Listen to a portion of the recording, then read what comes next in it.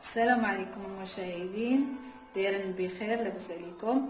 اليوم جبت لكم واحد الوصفه رائعه جدا. هذه جربتها ومن برا زوينه بزاف بالنسبه اللي عندهم الكحبه والصدر ديالهم عامر.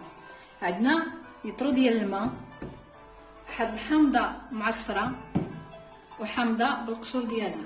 غسلوها مزيان، عافاكم مزيان بالشتبه وديروا جافيل وهذا، غسلوها مزيان فركوها، نتوما عارفين اللي كاين.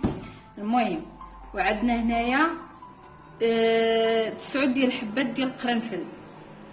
غنشدو هاد الحامضه وحده اللي حكينا اللي عصرناها، غنكبوها في هاد لتر د الماء. غنجيو غنديرو حامضه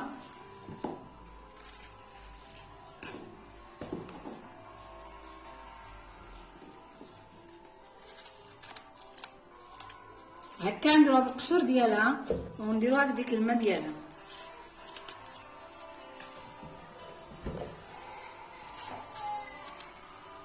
كلشي ديالها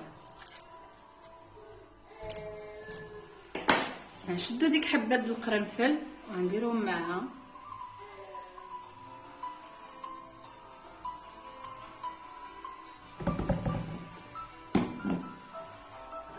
وهنا احنا سالينا وغتخليوها الليل كامل حتى للصباح ان شاء الله. غتبقاو تشربوا 4 الكيسان في النهار حتى 3 قبل ما تاكلوا.